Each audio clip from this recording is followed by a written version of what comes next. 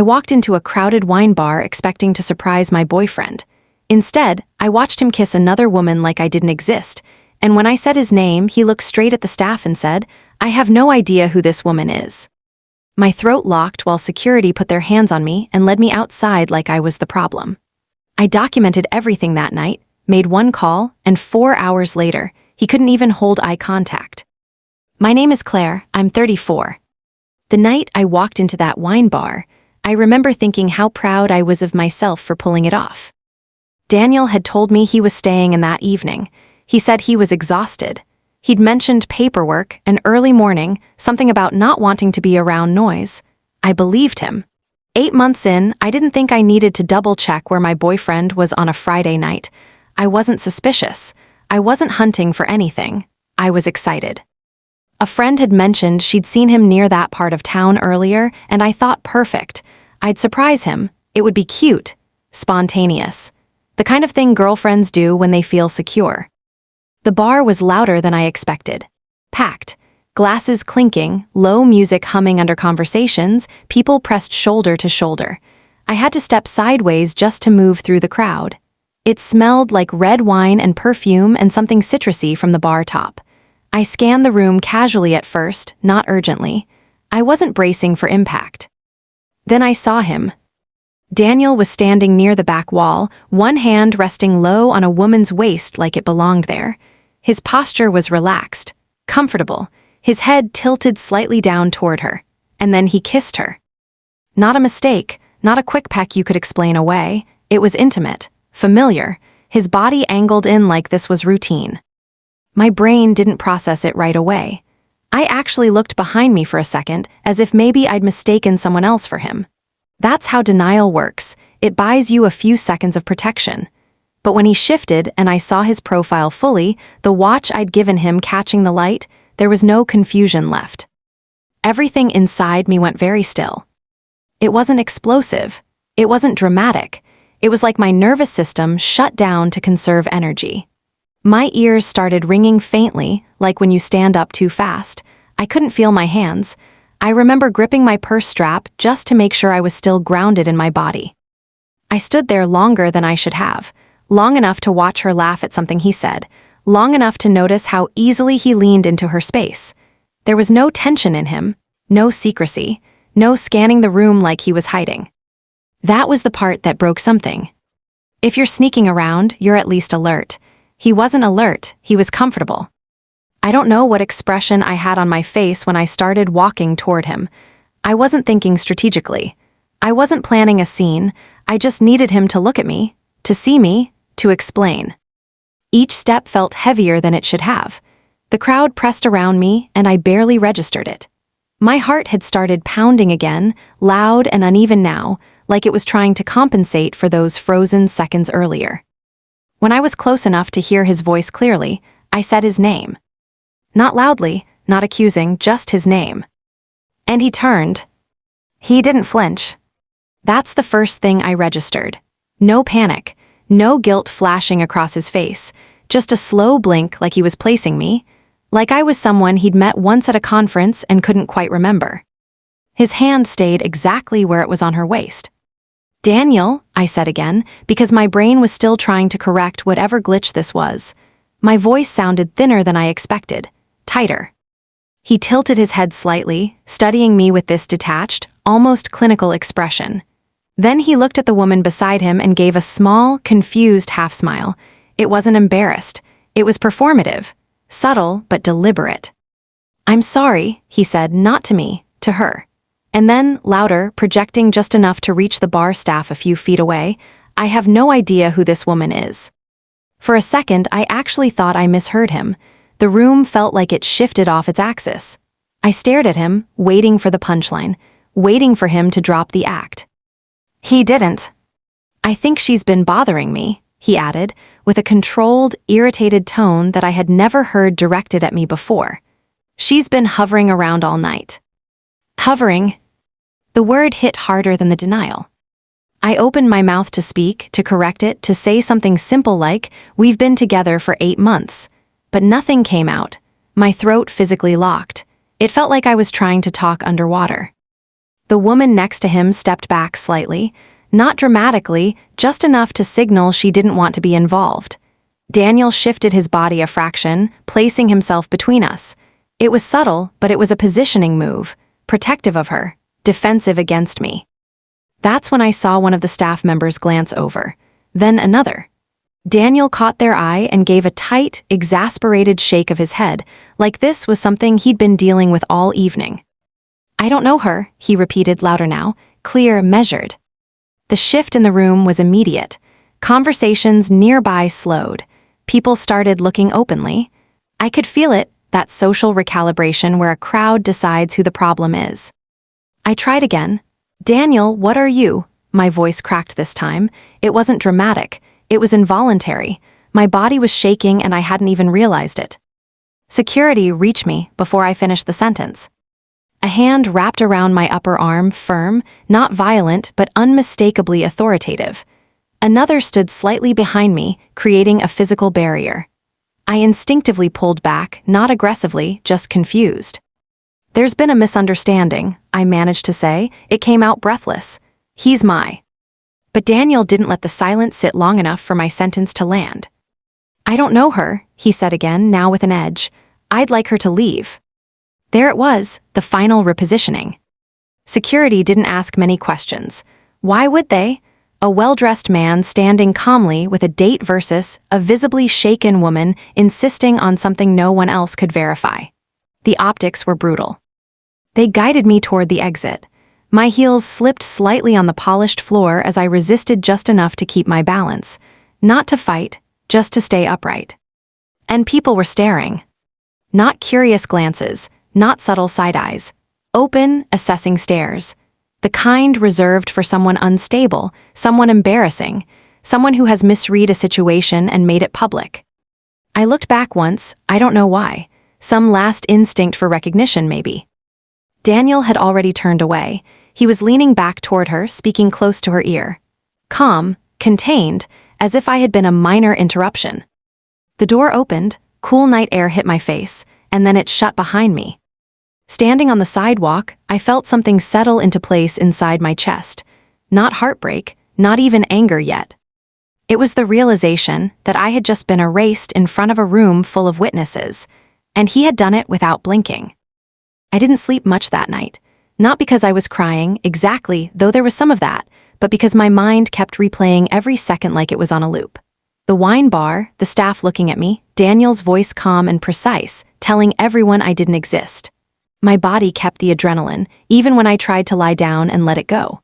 24 hours later, I realized the shock hadn't dulled. It had hardened into a kind of jittery, hyper-focused awareness. I started thinking back, trying to trace how I'd missed everything. At first, I just replayed the obvious moment, the kiss. But then the edges of memory started sharpening. I remembered how he never introduced me to certain friends, claiming they were not that important or just work people. I remembered events he said I wasn't interested in or wouldn't enjoy.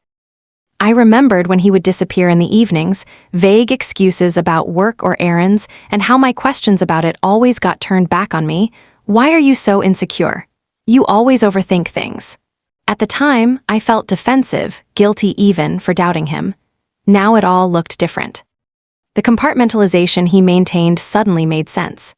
Separate circles, separate timelines, parts of his life that existed without me. There were friends I'd never met, trips I'd never been told about, dinners and gatherings that didn't include me, even though he said he hated the nightlife. The contradictions had always been brushed off as personality quirks. I had wanted to believe them because I wanted him. I wanted us. That desire had blinded me. Then there was his family. In hindsight, their influence wasn't subtle. His mother, Elise, chaired several nonprofit boards, polished, polite, commanding in her own way. His father, Richard, was a senior partner at a regional law firm, careful with words, deliberate with judgment. His older sister worked in municipal government. I had told myself none of that mattered, that I could stand on my own. But thinking back, I see now the quiet scrutiny in their greetings, the way Elise observed me over dinner, how Richard asked questions that seemed casual but were precise probes. They weren't cold, but they evaluated everything. And I had been evaluated. I just hadn't known it at the time. I realized, painfully, that I had never been fully included. I had been tolerated, entertained, and positioned, a part of his life that could be displayed or hidden at will. The realization hit harder than the kiss itself. I hadn't been betrayed only by the act of cheating. I had been erased, manipulated into believing I was present when I had always been peripheral. The sense of security I thought I had, 8 months of what I believed was a real, exclusive relationship, had been a carefully maintained illusion. For the first time in a long while, I allowed myself to feel the weight of that. Not just hurt, not just humiliation, but the clarity of deception and control. The way someone can destroy the trust of another while keeping their own conscience seemingly untouched. That recognition didn't bring relief. It brought focus. A strange, cold determination that the next time I moved, it wouldn't be blindly. By the second day, the shock had sharpened into something else entirely. My chest no longer felt tight from disbelief. It had settled into a kind of rigid focus. Every pulse of adrenaline I'd felt on the sidewalk outside the bar had been redirected. I wasn't crying anymore. I wasn't staggering through thoughts in a haze. I was calculating. I could feel it in my hands as I reached for my laptop, my phone, my desk drawer where I kept receipts and notes. The chaos of the previous night had crystallized into structure. I needed evidence. I needed proof. I needed to anchor reality before confronting him or anyone else. I started with my messages. Every conversation over the past 8 months was exported, printed, labeled. Dates, times, context. I highlighted the portions where plans were made, promises affirmed, expressions of intimacy and exclusivity. I didn't skip anything. Even the small jokes, the trivial moments that made up daily life together, they were all relevant. Each piece of dialogue was a thread that connected the narrative I knew in my mind with something verifiable in the world. Next came the receipts. Restaurant dinners, coffee shop meetups, small weekend trips. Everything from movie tickets to the little souvenirs he claimed to have forgotten to mention. I matched them against photos on my phone, cross-referencing the dates and locations. Even the mundane details mattered. They created a lattice of reality that his public denial could never replicate. Then the calendar entries. Google invites, shared reminders, his half-hearted attempts at coordination that I had once thought careless. Now they were documentation. Proof that he had lived a double life, that his compartmentalized world had intersected with mine in ways that couldn't be explained away as coincidence. I traced timelines, connecting threads that illuminated patterns I had ignored or rationalized away before. Dinners he said he had to work late, meetings he forgot to mention, late nights when I thought he was home but clearly was. As I assembled the materials, I noticed a shift in myself. What had been raw, uncontrolled pain the night before became disciplined. Organizing the proof gave me a sense of agency. My hands, which had trembled the night I was escorted out, now moved with precision. My heart still pounded, but it no longer clouded my thinking. I could see every piece of evidence as a building block toward a larger truth. Each document, each screenshot, each receipt became a brick in a structure that no one could ignore. By the end of the day, I had everything categorized, labeled, cross-referenced. 8 months of my life with Daniel, arranged in a way that left almost nothing to argument. The act of organizing gave me more than control. It gave me stability. For the first time since that night, I felt anchored in a reality that matched my memory, not the distorted version he had presented publicly. The rage and humiliation were still there, simmering underneath, but they were now tempered by clarity. My emotional energy had been harnessed into something focused, something precise, something I could act on. And for the first time in days, I felt a quiet sense of readiness. Not revenge yet, not confrontation, but readiness. I knew I could show the world what he had tried to erase. As I continued sifting through the organized piles of messages, receipts, and calendar entries, a pattern started to emerge, subtle at first, then unmistakably clear. Certain names kept popping up in passing references, dinner plans, trips he had to cancel last minute, or evenings he said were work-related. When I reached out cautiously, under the guise of casual questions, nothing confrontational yet, I discovered them. 3 other women. Each had a version of the same story I had been living. Brief periods of intimacy, promises of exclusivity, explanations for his absences, and that same careful distancing in public. I started lining up the timelines side by side. Texts, photos, receipts, all overlapping in ways that were impossible to ignore. The first week with one woman coincided exactly with a weekend he claimed to have spent with me out of town. Another had a string of messages and dinner photos that matched days I remembered being left waiting for him at home. The third had subtle clues in calendar invites that I hadn't noticed, shared restaurant reservations, hotel confirmations, all quietly intersecting with my own life. At first, it felt like a cruel puzzle, but once I laid it out on paper, the edges snapped together into a coherent, terrifying picture. He had been running parallel lives, but each of them slightly different, tailored to the woman in question. I wasn't unique. I wasn't special. I had been positioned. Positioned? That word echoed in my mind, heavier than betrayal. I had thought I was chosen, that our relationship had some depth, some exclusivity, some authenticity. And now I realized I had been an interchangeable piece, slotted into a role that could be shifted or replaced at will. The intimacy, the jokes, the plans, the small, ordinary shared moments, all meticulously coordinated to create the illusion of a genuine connection.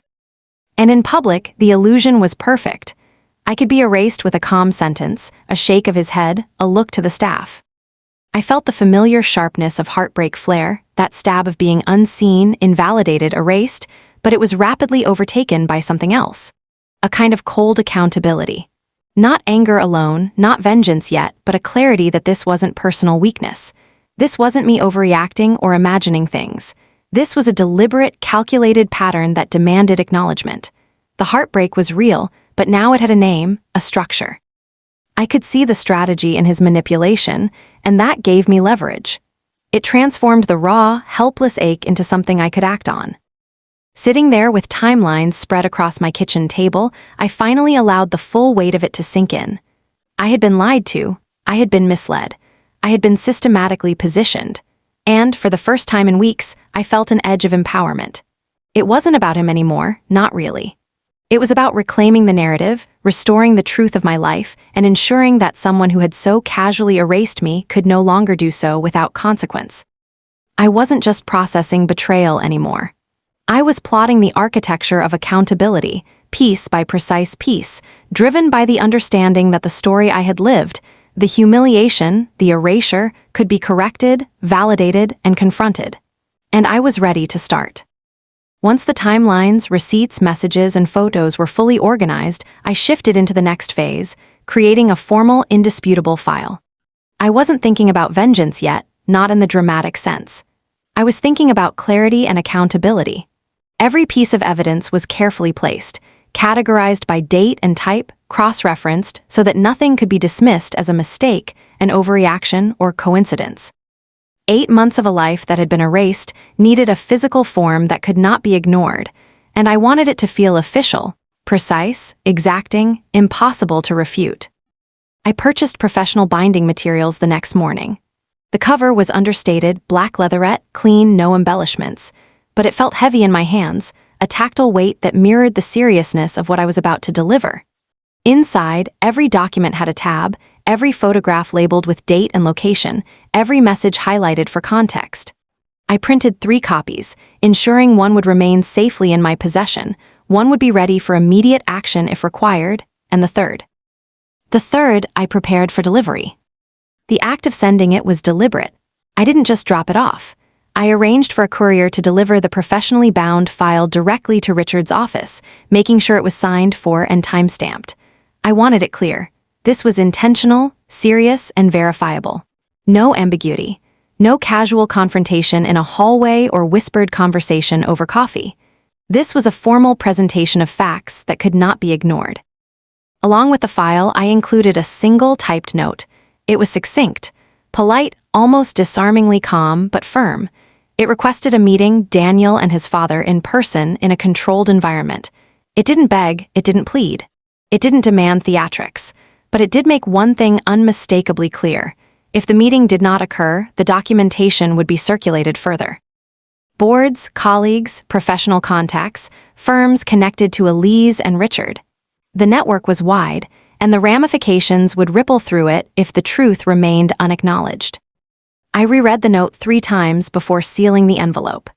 Each word was chosen for clarity, tone, and weight. I didn't want to overstate, but I also didn't want to leave room for misinterpretation. It needed to communicate that I had every intention of defending my version of reality, and that I was prepared to escalate in a measured but unflinching way if my demand for acknowledgement wasn't met. After arranging the courier pickup, I sat back and let the tension in my shoulders ease slightly. The file was out of my hands, but the leverage was now real, tangible. For the first time since that night at the wine bar, I felt a shift, not just personal power, but a procedural one. I had taken chaos and humiliation and converted it into structure, into a tool that demanded recognition. I knew it was only a matter of time before someone reacted. I just had to be patient, precise, and unwavering. The stage was set. The first move had been made. When Richard arrived at my apartment, his presence filled the space immediately. He didn't storm in, didn't slam doors. His anger was controlled, measured like a dam ready to break but held back by sheer will. Daniel trailed behind him, smaller somehow, shifting his weight from one foot to the other, avoiding my gaze. I could see the tension in his shoulders, the way he kept his hands in pockets, how the bravado from the bar had dissolved into something hesitant. Richard's voice cut through the quiet before I could speak. This is blackmail," he said, sharp, accusing. I felt my pulse tight, but I didn't flinch. I held the binder steady in my hands and said clearly, "No, this is documentation. Every line is verifiable fact. I am not demanding anything beyond truth." My voice didn't waver, though a flicker of frustration ran through my throat, the kind that surfaces when someone deliberately misframes you to maintain control. Daniel looked down at the floor, smaller, less confident. I had seen him command spaces before, but here, in the context of organized evidence and his father's restrained anger, he was reduced. Richard's eyes were on me, cold but attentive. He wasn't shouting, but the way he leaned slightly forward, fingers pressed against his desk, spoke volumes. He wanted to assert authority, to regain control, but he had to weigh the facts carefully. I opened the binder and started walking them through it, page by page. The timeline of messages, receipts, photos, and calendar entries laid bare every detail. I didn't raise my voice, didn't embellish. I simply narrated, referencing dates, times, and cross-verified events. Daniel shifted uneasily beside Richard, attempting to interject once or twice, offering explanations, half-hearted denials. Each time, I held my hand up, letting him know, without speaking harshly, that interruptions weren't welcome. This was about acknowledgement, not negotiation. Finally, I came to the core of what I wanted. I looked at Daniel directly, and despite the intensity in the room, I stayed calm. "I want a public acknowledgement," I said, steady. "In the same place you erased me, at the wine bar. Tell the truth, no theatrics. Just what happened in front of the people who saw it, in front of the staff you had complicit in my removal." The silence that followed was thick, almost unbearable. Daniel's jaw tightened, his hands curling into fists at his sides. Richard's expression didn't change, but the pause stretched long enough that I could feel the tension humming between us. Then, finally, Richard exhaled, leaned back slightly, and nodded. "We will do it," he said, measured, the weight of agreement settling in the room. It wasn't a concession out of fear. It was recognition of the evidence, the pattern, and the inevitability of accountability. Daniel didn't speak. He simply looked down, smaller than ever, and allowed the decision to stand. I closed the binder slowly, feeling the shift in the air. The leverage, the preparation, the careful documentation, it had worked. The truth would be stated publicly where it mattered most. And in that moment, I realized the power of precision, patience, and unwavering focus. I walked into the wine bar again, the same one where the night had twisted from anticipation to shock. The low hum of conversation, the clinking of glasses, the warm amber light, it all felt familiar, almost surreal. My heartbeat picked up as I scanned the room, spotting Daniel at a table near the back, stiff, hesitant, aware of the bind he was now in. I waited a moment, letting the tension settle in the pit of my stomach before taking a deep breath and stepping toward the center. When I cleared my throat, a few heads turned. I asked for attention, voice steady but carrying enough force to cut through the background chatter. The room quieted, patrons curious, some whispering, sensing that something significant was about to unfold. I recounted the previous week, the bar, the kiss, the denial, the security escorting me out while he acted like I didn't exist. I didn't embellish. I let the events speak for themselves. The humiliation was already baked into the memory, and it resonated with the people listening. Then Daniel spoke. He confirmed our relationship, each word a small hammer striking the illusion he had tried to craft. His voice carried a hesitant weight, the kind of acknowledgement that comes not from pride, but from the inevitability of facts. He admitted he had lied, that he had erased me to protect his image, that the act wasn't about me personally, but about the persona he maintained in public. I watched as his expression flickered between shame and self-preservation. A man realizing the structure he relied on had crumbled. The apology came next. Public, direct, awkward in its sincerity. He met my eyes for the first time that night, and the words he spoke carried the gravity of truth. Acknowledgement, responsibility, admission. The staff who had once escorted me out also offered apologies, some hesitantly, others with visible relief at correcting the injustice they had been part of. The room shifted subtly, murmurs, nods, and glances carrying quiet validation of my presence, my story, my reality. I expected a surge of vindication, a sense of triumph to fill the hollowness left from months of erasure. But standing there, hearing the truths spoken aloud, I felt something different, a strange, almost empty clarity. The humiliation had been corrected, the public lie undone. Yet the space inside me that had been wounded, erased, and dismissed was still present. Power had shifted into my hands, yes, but it didn't heal the ache. It didn't bring back the lost intimacy or the trust I had extended freely and had been denied. Still, there was resolution in the air. The narrative had been reclaimed. I had forced acknowledgement not through chaos, not through theatrics, but through precision, preparation, and measured escalation. And as the murmurs settled and the bar returned to its usual rhythm, I understood that this moment, hollow or not, was the closure I needed to step away, finally unburdened by someone else's deception. After that night at the bar, the ripple effects began almost immediately. Word traveled faster than I expected, quietly at first, whispers among colleagues, then murmurs reaching professional networks. Within days, Daniel's position at his firm was under scrutiny. Meetings that had once been routine now carried tension. Conversations that had flowed freely became strained and cautious. He wasn't outright fired at first, but projects were reassigned, responsibilities subtly stripped away. Invitations to key events began to dry up, and the atmosphere around him grew palpably colder. It wasn't only Daniel. His family felt the strain. Elise, his mother, known for her leadership on several nonprofit boards, faced pressure from her peers, subtly but unmistakably. One board in particular requested she step down, a position she had held proudly, citing concerns about perception and reputational risk. I could sense her embarrassment in the careful phrasing of her public statements and in the way her interactions were slightly more measured afterward. It wasn't a destruction of their influence, but it was a visible softening of their previously untouchable presence. Meanwhile, Daniel's parents became more involved in damage control behind the scenes.